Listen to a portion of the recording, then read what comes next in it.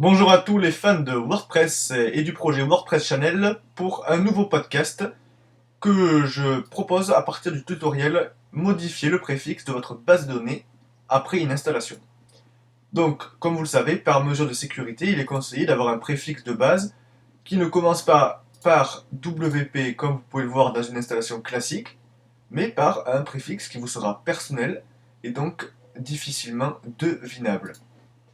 Donc la première étape, comme indiqué dans le tutoriel, consiste à modifier le fichier wp-config.php. Pour ce faire, il faut vous connecter à l'aide d'un client FTP, par exemple Transmit ou FileZilla ou CyberDuck. À la racine, vous trouverez le fichier wp-config.php que vous pouvez modifier à l'aide de votre client.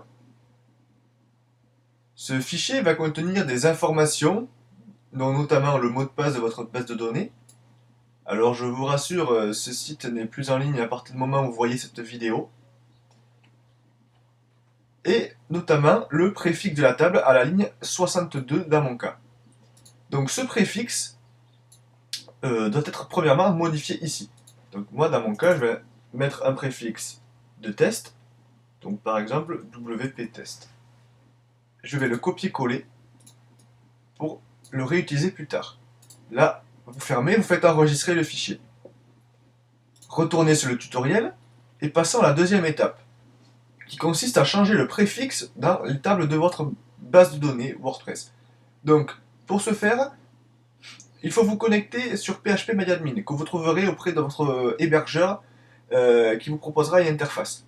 Une fois que vous aurez retrouvé cette fonctionnalité auprès de votre hébergeur, rendez-vous dans l'onglet SQL de votre base qui doit être changé au niveau du préfixe. Donc, ma base, moi, c'est protectn_test. Donc là, je vais exécuter l'ensemble des requêtes ici présentes sur le site, et notamment qui consiste à renommer les tables, et donc je dois remplacer ici sur le site le préfixe par le nouveau. Donc moi, WP test, je vais le faire pour chacune des tables de ma base. Ici, le WP Labo était mis en place pour le tutoriel uniquement. Ceci fait, faites exécuter. Et là, vous constatez bien que la requête a bien fonctionné. Si on retourne sur le site, au niveau de la base, voilà, mes tables ont bien changé. Retournez sur le site de WordPress Channel, puis passez à l'étape numéro 3. Il faut en effet modifier certaines tables, dont notamment la table WP Options, car sinon vous ne pourrez plus accéder à votre site. Donc, rendez-vous dans la table WP Options, qui est ici, et faites modifier. Voilà. À partir de là, il nous suffit de rechercher la valeur WP User Role. Donc pour rechercher la valeur WP User Role, commencez par afficher plus de lignes. Donc on va mettre 300. Faites CTRL F pour rechercher, et là vous avez bien la valeur WP User Role. Faites modifier avec le crayon, puis remplacez par WP Test, autrement dit le nouveau préfixe. Ceci fait, continuer à l'étape 3.2, édition de la table WP User Meta. Donc là, on va aller dans cette table, WP Test User Meta, et nous allons changer ce qui commence par WP. Autrement dit, s'il n'y en a que 3. Ça dépend des installations et de votre configuration.